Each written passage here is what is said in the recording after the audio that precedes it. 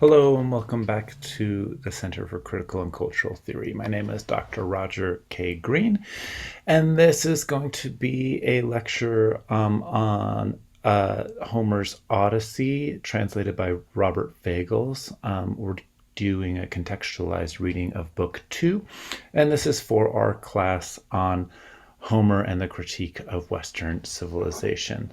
So let's go ahead and just dive in here. I'm going to pull it off screen share a minute. And then, so we left at the end of book 1, we left Telemachus, Odysseus's son, in bed with his thoughts. And we begin book 2 with the rose red fingers of dawn, which is one of those epithets that Homer will use throughout the text, just like the wine dark sea.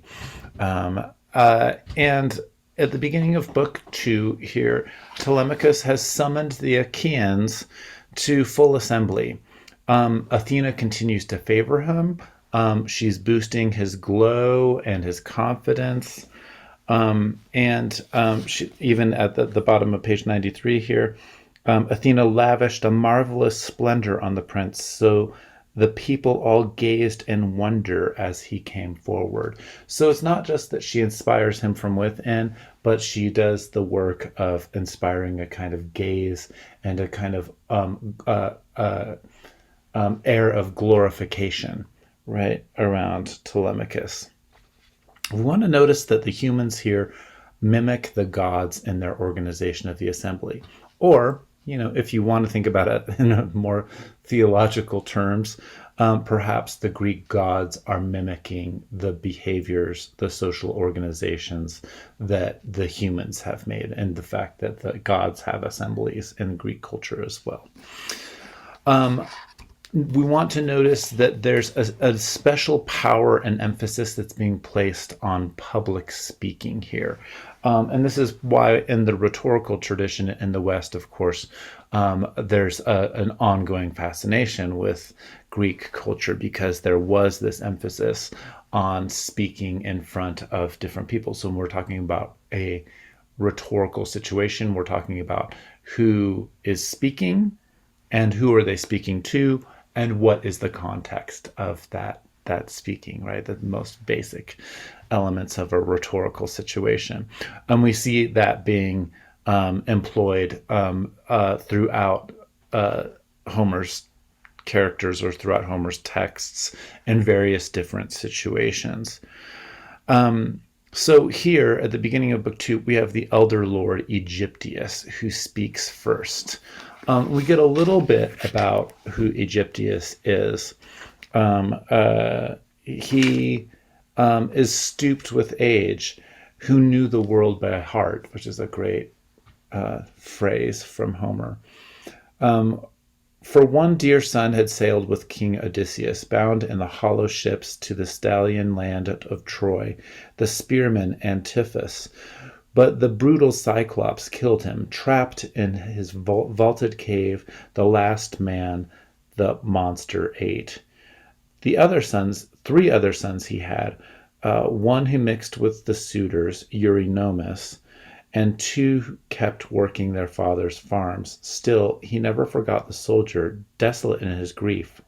In tears for the son he lost, he rose and said among them. So this is where we get some background information. We know from earlier in the text that Polyphemus, the Cyclops, has been killed by Odysseus. That is why Poseidon is angry at Odysseus and keeping him from being able to return home. And then we get the father of one of Odysseus's soldiers, who's been killed by the Cyclops. And so I think that there's a lot of composing texture here. There's some tight composing going on by the poet. And then we get the actual speech itself, which, as he speaks to the men, and it is the men of the Achaeans, he calls them to order, and he asks this series of repeated questions that require various answers. In rhetoric, the terminology here is called pisma or pusma, or quaestitio, It really just that there are these questions, and we sometimes call them rhetorical questions, but they're meant to build up the drama of the moment. And he's asking who's called this meeting, right? But he ends by blessing them. So if I read it out here, hear me, men of Ithaca, hear what I have to say. Not once have we held assembly, met in session since Odysseus sailed away in the hollow ships. Who has summoned us now? One of the young men? One of the old timers? What crisis spurs him on? Some news he's heard of an army on the march? Word he's caught firsthand so he can warn us now? Or some other public matter he'll disclose and argue? He's a brave man, I'd say. God be with him, too. May Zeus speed him on to a happy end, whatever his heart desires. So we want to notice this introduction, how it does this work of elongating. Remember back to my earlier lecture where I was talking about the language performing the content of delayed gratification of the plot. We already know that Homer says that Odysseus is going to make it home, right? So the language is delaying the telling of the story. And it's through the delay that I have said that we can track social desire. Remember that the literary, or the concept of the literary in my lectures, is going to attend to the ways that social desire exists and expresses itself over time. The great literary critic and theorist Roland Barthes would say that this is the pleasure of the text. The pleasure of the text is interrupted. The pleasure of the text, like the story itself, is being interrupted in a playful sort of way by the things that delay the gratification of the end. And it's through that delayed gratification that the text will impose what Roland Barthes calls bliss in his famous book, The Pleasure of the Text. So we want to notice how there's this elongating thing that happens as this Lord Aegyptius speaks first and sets up the introduction for Telemachus. And so, of course, this makes the moment more dramatic, but the gesture also parallels, in a way, this tendency towards apposition or epithets, the renaming of a character. So Homer almost never just introduces a character by their first name, but says who they're the son of, or says something about their characteristic. Just as Telemachus here in this passage is then again referred to as Odysseus's son. So we already know, well, the audience knows that Telemachus is Odysseus's son, right? But this is not just indicative, I think, of the style of the poet and Homer himself, but it's indicative of, I think, the cultural values that are being expressed in the style that uses this convention in naming. So we see it throughout all of Homer's works, but not only even in epic. We see it in literature more broadly dealing with heroes. So we will see it in battle speeches, definitely shows up in major battle speeches in the Iliad. But also we can see it even today in action movies and in television shows, this kind of setup, almost like before, think about those moments before a group of soldiers or people are going into battle to fight, and there's this moment where the leader kind of stands up and has some kind of a speech. That kind of formula is going to exist throughout literary conventions, especially in the West, and it harkens back to this Greek oratory or Greek rhetoric. I don't know, you can see like Braveheart is coming to mind for some reason, but even in Old English poems like the Battle of Malden, a famous Old English poem, does this sort of thing where the speech ends up being part of the action. And of course, when we're dealing with literature or literary writing, it's the words themselves that are creating the drama of the action. So another thing we want to notice as Telemachus stands up to speak here is that there's an emphasis placed on ritual. There's already the ritual of calling the assembly together. And then Pisanor, who is, remember, the father of Euryclea, who is Telemachus's nurse, um, uh, is gives Telemachus the staff and allows him to speak. So there's a ritual in that, right? That Telemachus first stands up, and then someone else has to give him um, the staff to speak. Now, notice that Telemachus also kind of picks up off of what Egyptius was saying when he says, "Sir, that man is not far off. You'll soon see for yourself. I was the one who called us all together. Something wounds me deeply." But there's this gesture outside. Who was that man? That man? I was that man, right? And so we see that kind of gesture coming in, but also connecting back to what Egyptius was saying. So as Telemachus goes on, he explains his woes. The suitors are plaguing his home. He says they don't dare go to Icarius, who is Penelope's father, or to his house. He then draws attention to his own inability to drive them away. And it's something about his youth. He's not quite a man yet that keeps him in a kind of arrested development, partly because he doesn't know, as we saw in the last lecture, he doesn't know what happened to Odysseus. So he then, as he goes on, he more pointedly rebukes the suitors. He says they should be ashamed of themselves. He invokes implicitly here the rules of xenia, or hospitality, because they are overstepping the bounds of hospitality. But he more directly invokes the rules of assembly itself by referencing Zeus and Themis. And we can use that word Themis. It's personified as a goddess, but we can think of this as law itself. So the men have overstepped their bounds in all sorts of social conventions. He suggests in one moment that maybe their disrespect might be understandable if Odysseus had done something dishonorable in battle, in which case that would tell Telemachus what he has to do, that he needs to make reparations for the dishonor of his father. But because no one knows what happened to Odysseus, he can't even do that.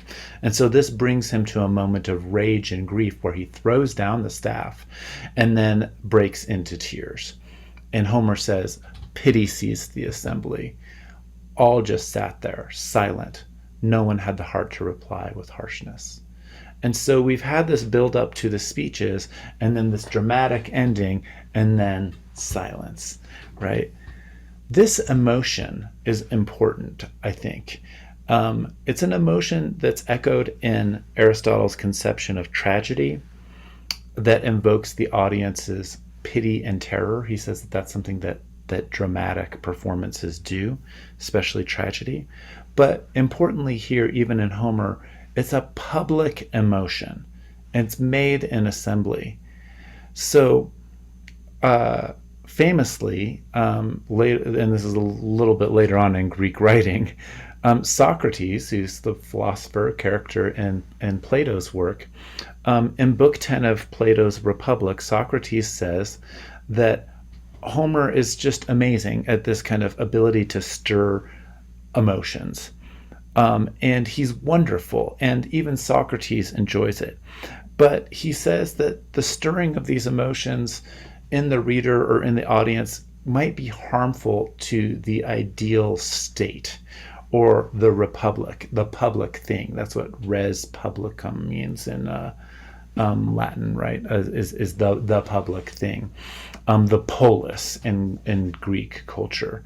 And so Socrates sets this up and says, this is what art in general does, is it stirs and rouses our emotions that can be disruptive to the peaceful processing of the endeavors of the state. And so therefore, he says he has no choice but to kind of leave art out of the ideal state. But he leaves open for discussion the possibility that somebody in the future might defend it and say, like, well, this is what art's place is in the state, right? And so Aristotle, in his Poetics, is takes up the charge, right? And what Aristotle says is that these moments of pity and terror, they are public emotions, and they do, like, art does rouse our emotions, but in that public state, what happens is there's a kind of purging, or what Aristotle calls catharsis, or purification of what would otherwise be negative emotions. Um, and so we need to think about this in the tradition, if we're thinking about the Western tradition that we're critiquing throughout this course, although I'm doing more of a contextualized reading today, that art is always in a kind of ambivalent space with respect to society. And I think that when we contest the kinds of funding, or the lack of funding, more likely, for the arts and the humanities in our present day culture, I think in some ways this harkens back to that Greek context as well, where we're trying to understand what the place of this kind of public expression is. And we might be using it all the time. We might be surrounded by music every time that we go to the supermarket, and it's just playing all the time. I think a lot of people, like, and on Spotify playlists and stuff, a lot of people, like, consume so much music, and they don't even think of it as something that they should even have to pay for, right? They just want it to be there, and that makes it hard for artists, of course, to survive.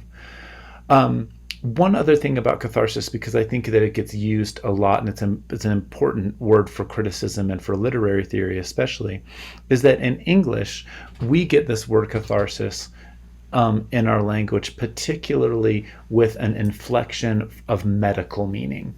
And it comes from Sigmund Freud, who of course is not English, right?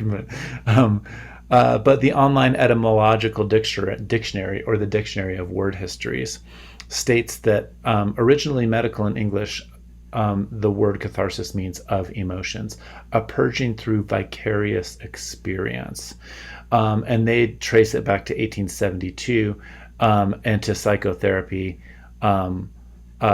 Then in Freud, first recorded in 1909, in Brill's translation of Freud's selected papers on hysteria.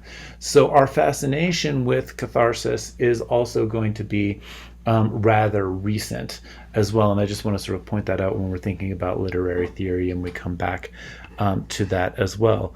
At the same time, the context is set up in ancient Greek literature, and we see this moment in Homer's book 2 of the Odyssey, where there is these people speaking, the pity is aroused, and it creates this moment of silence, brief as it might be.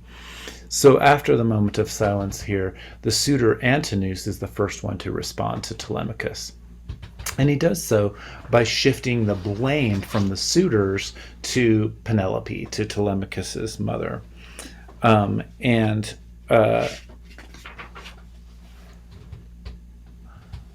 this is where we get the famous tale of Penelope unthreading her loom at night. And so this is an image that we see throughout Western art and Western culture, that Penelope says that she will choose among the suitors who will be her new husband once she has finished her weaving this piece, right, weaving this tapestry. She weaves all day, and then when the suitors fall asleep at night, she undoes the threads, so it just keeps her from ever finishing the actual piece. And so the suitors have caught on to her, and they've caught her in the act of unthreading her loom, and her dishonesty is to blame, according to Antinous here. So he then turns and specifically rebukes Telemachus. And so this is another rhetorical term, categoria or accusatio, accusation, right? And so we saw that Telemachus had done this in his earlier speech as well, where he starts off more broadly and then he gets more specific and pointed in the rebuke. And Antinous does this as well, turning first, it's Penelope's fault, right? Then he turns directly to Telemachus, charging him to send his mother back to her father's house, to Icarius's house. Now, Telemachus had already brought this up earlier. Telemachus then responds that this will be unnatural and would cause the Furies to be called down on him. This is an oblique, or possibly an oblique, reference to Orestes, who came up in Book 1. Now, if you remember, Orestes was plagued by the Furies after he killed his mother, Clytemnestra. He killed his mother in revenge for her killing his father, Agamemnon. Clytemnestra had killed Agamemnon partly in revenge for sacrificing their daughter, Iphigenia, to get favorable winds to go fight the Trojan War. Right? So that's the long kind of interwoven, intertextual history that's going on here.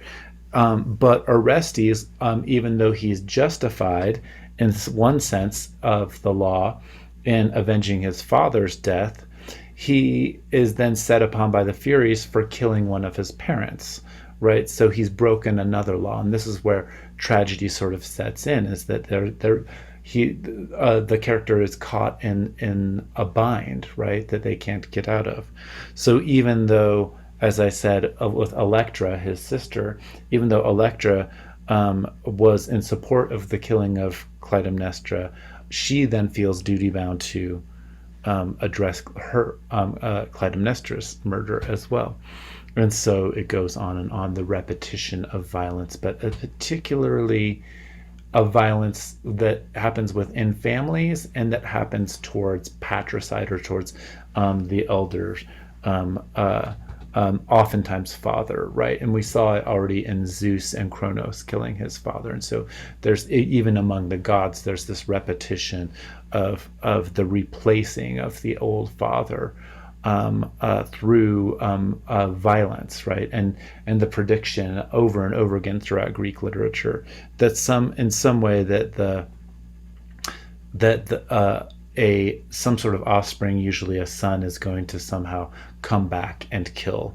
So you can see it in Oedipus, for example, as well, the fate of the son for overtaking the father. Now, all of that is part of the background milieu or drama for Telemachus himself, who doesn't know what's happened to Odysseus and doesn't know where he is. He has no bearings, right, without knowing what the fate has been of his own father. And so this is Telemachus's rebuke, of course, to Antinous. He says, the Fury, leaving her own house, he says, oh, what I would suffer from her father, and some dark god would hurt me even more when mother, leaving her own house behind, calls down her withering furies on my head, and our people's cries of shame would hound my heels. And he says, but then he goes on, he says, but if you want to keep using, you suitors want to keep using up the stores of my house, then carve away, as he goads them. He says, but I'll cry out to the everlasting gods in hopes that Zeus will pay you back with a vengeance, all of you destroyed in my house, while I go scot-free myself.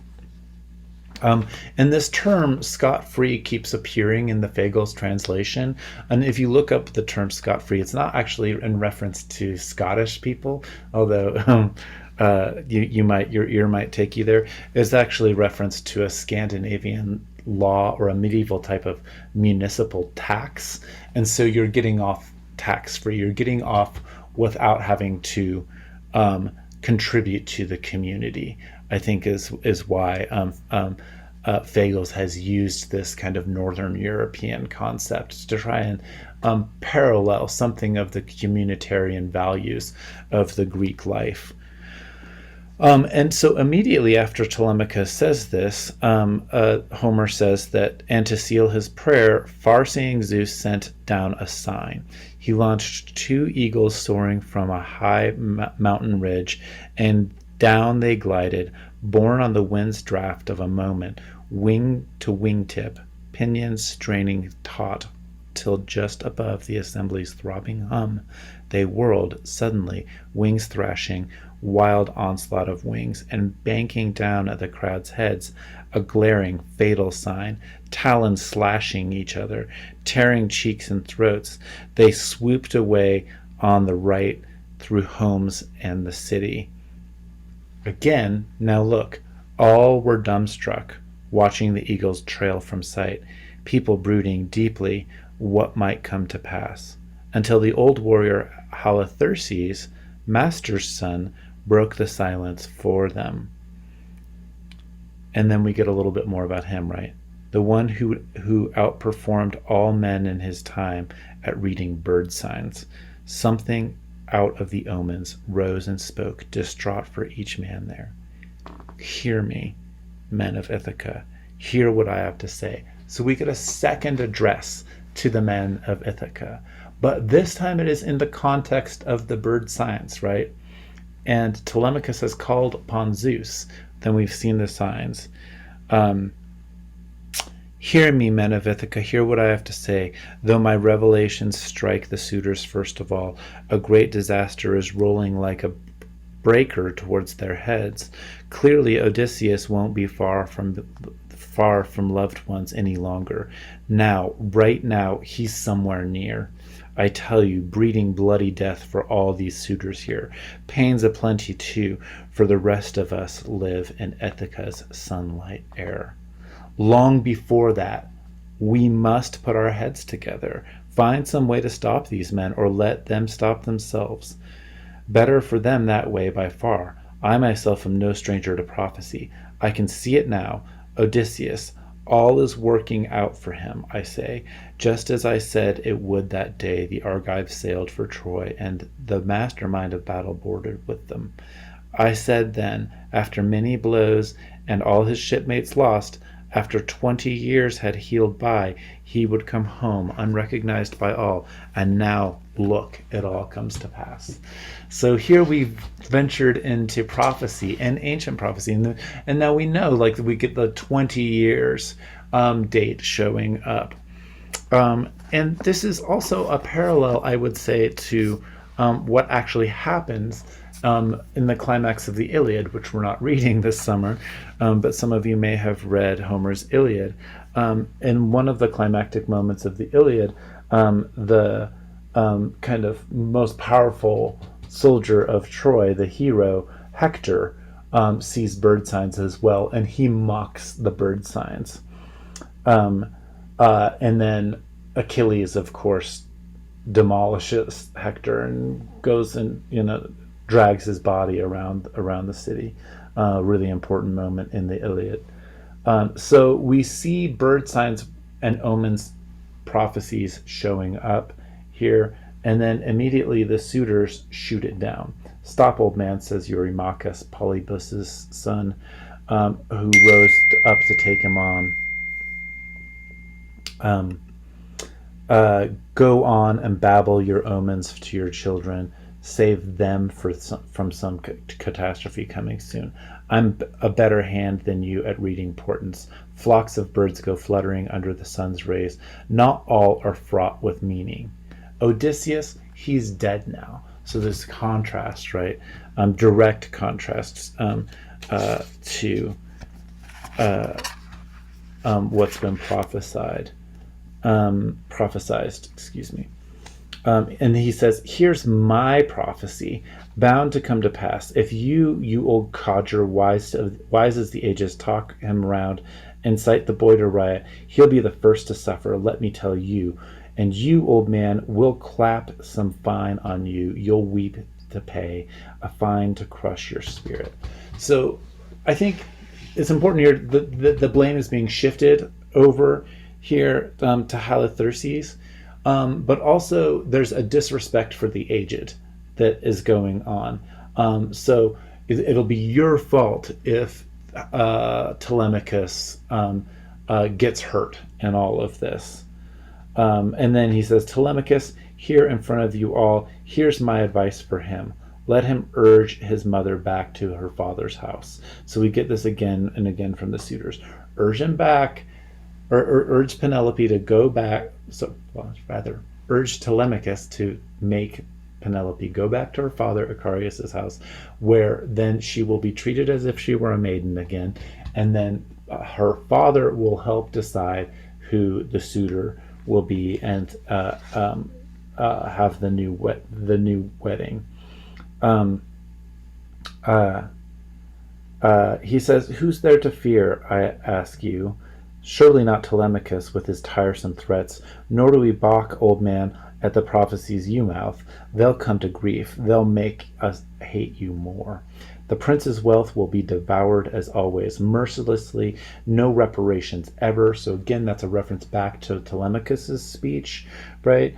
Not while the queen drags out our hopes to wed her, waiting day after day, all of us striving hard to win matchless beauty, never courting others, bevies of brides who'd suit each noble here. And so he's upping the stakes, right, by referring back to the themes that have been presented earlier: the returning of Penelope to her father's house, the idea of reparations. Is Odysseus out there? No, he's dead. So there's this finality that's coming in the speech here. Then Telemachus answers, firm in his resolve, Eurymachus, the rest of you fine brazen suitors, I've done with appeals to you about these matters. I'll say no more. The gods know how things stand, and so do all the Achaeans. And now all I ask is a good ship and a crew of 20 men to speed me through the passage out and back. I'm sailing off to Sparta, sandy Pylos too, for news of my long-lost father's journey home. Someone may tell me something, or I may catch a rumor straight from Zeus. Rumor that carries news to men like nothing else. And then he gives a deal, right? He offers a deal here. He says, now, if I hear my father's alive and heading home, hard-pressed as I am, I'll brave out one more year. If I hear he's dead, no longer among the living, then I'll come back to the native land I love, raise his grave mound, build his honors high with the full funeral rites that he deserves, and give my mother's hand to another husband. So this is the resolve that Telemachus has, right? And he's saying it calmly, and you notice that Homer's always introducing like a sense, this more and more of a sense of self-assuredness in Telemachus, as opposed to the one who had earlier thrown down the sphere, or the spear. A declaration, and the prince sat down as Mentor took the floor, Odysseus's friend in arms. And then we get this other address. Hear me, men of Ithaca. Hear what I have to say. Never let any sceptered king be kind and gentle now, not with all his heart, or set his mind on justice. No, let him be cruel and always practice outrage. Think, not one of the people whom he ruled remembers Odysseus now, that godlike man, and kindly as a father to his children. I don't grudge these arrogant suitors for a moment, weaving their violent work with all their wicked hearts.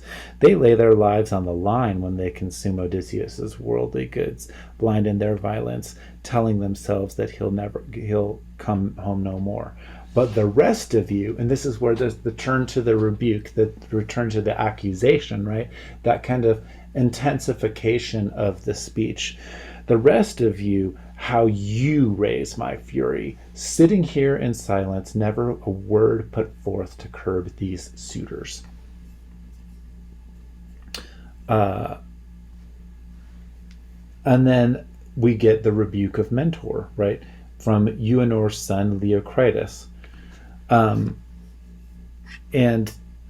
Leocritus rebukes him and says that Odysseus, even if Odysseus were to return today, they're going to continue to mooch because they would just slay Odysseus anyway. So then he calls on Mentor to close the meeting. Then walking away, we see Telemachus moves into a kind of prayer. But he seems to have also recognized a God in his presence the day before. So this is just interesting. It's just like that there's lingering, that there's a kind of recognition, but it's not always, it's in the moment, but it's not voiced, but then it retains a kind of memory. So he says, "Dear God, hear me. Yesterday you came to my house. You told me to ship out on the misty sea and learn if Father, gone so long, is ever coming home. Look how my countrymen, the suitors most of all, the pernicious bullies, foil each move I make." And now Athena comes down and occupies Mentor's body, right? And has him build up the courage. Telemachus, you'll lack neither courage nor sense from this day on, not if your father's spirit courses through your veins. Now there was a man, I'd say, in words and action both. So how can your journey end in shipwreck or defeat? Only if you were not his stock, Penelope's too, then I'd fear your hopes and come to grief. So it's not just that he's coming into his manliness, he's coming into his manliness through the power of his father, right? This is what we mean when we're talking about a patriarchal society. It's not just that men rule, it's that there's much more woven into the social fabric of how Telemachus's gendered identity is to be known to the world. How his power is to be known to the world is through the fate of his own father. Athena's doing a lot of work here at the end of book 2. And so then she assures him, no lingering now. He heard the goddess's voice, but back Telemachus went into his own house with aching heart, and there at the palace found the brazen suitors. And so, like he's getting his courage roused up, and then Telemachus gets sad again. He goes back into the house, and then Antinous, one of the suitors, tries to kind of pacify things a bit. He says, "Telemachus, my high and mighty, fierce young friend, no more nursing these violent words and actions now. Come, eat and drink with us, just like the old days. Whatever you want, our people will provide. A ship and a picked crew to speed you to holy Pylos, out for the news about your noble father." And so it's meant to be this kind of pacifying gesture. But Telemachus, again, is roused into self-possession, right? Is roused into kind of calmness and courage, and says, "Antinous, how could I dine with you in peace and take my pleasure? You ruffians carousing here. Isn't it quite enough that you, my mother's suitors, have ravaged it all, my very best these many years while I was still a boy? Now that I'm full grown and can hear the truth from others, absorb it too. Now, yes, that anger seethes inside me. I'll stop at nothing to hurl destruction at your heads, whether I go to Pylos or sit tight here at home. But the trip I speak of will not end in failure. Go I will as a passenger, nothing more, since I don't seem to command my own crew. That, I'm sure, is the way that best suits you." With this, he nonchalantly drew his hand from Antinous' hand, while suitors busy feasting in the halls mocked and taunted him. "God help us," one young buck kept shouting. "He wants to slaughter us all. He's off to sandy Pylos to hire cutthroats, even Sparta perhaps, so hot to have our heads. Why, he'd rove as far as Epirus, dark rich soil, and run back home with lethal poison, slip it into the bowl, and wipe us out with drink. Who knows," another one says, "off in that hollow ship of his, he might just drown, far from friends, drifter like his father." And so we get the sense that maybe the suitors kind of want him to go away, or oh yeah, we'll give you a ship, we'll help you out, but and then maybe you'll never make it back, right?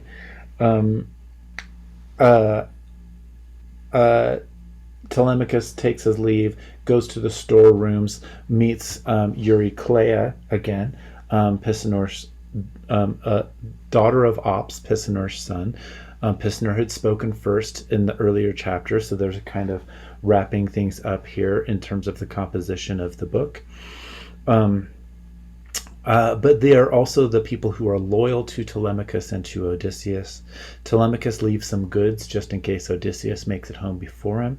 Eurycleia asks him not to go, but Telemachus says, I have to go, I'm going to go, don't worry, and swears her to keep his departure secret from his mother until after he's left. Athena then disguises herself as Telemachus and goes and rounds up a crew from town. So this is going to be a more loyal crew than perhaps the one that Antinous was suggesting. Then she lulls the suitors to sleep. They all get drunk and they pass out. And then she poses as mentor, encouraging Telemachus one more time. She inspires Telemachus to give commands to the new crew at the boat. And then she herself poses as the boat's pilot. The sailors first give libations, first to Athena, note, and then the ship sets off. And that gets us to the end of book 2 and this contextualized reading for today. I'm not going to jump too much to the level of theory today, but just to recap, in terms of literary theory and broader cultural things, I've mentioned various different rhetorical terms, the rhetorical situation, which is important to Greek culture, but it is through that delay, right? Through the delayed gratification of getting to what actually happens that we are able to catch a glimpse of the values of the culture itself. And then this discussion of that moment of public emotion, that moment of public pause, of terror and pity, that then will make its way into this discussion among the philosophers, Plato and Aristotle, as to what place collective emotions of pity and terror might have in our society, and this notion of catharsis. We will continue on with book 3 and another contextualized reading. Thanks for your attention. If you're getting anything out of this stuff, you can contribute to us on Patreon for as little as $1 a month, or for about the price of a cup of coffee. It can really help the Center for Critical and Cultural Theory keep going. If we just spread it out and just contribute a little bit, if you can, there's a link below on the YouTube channel, or you can visit our website at ccc theory, all lowercase, .org. Thanks again, and we'll catch up with you next time.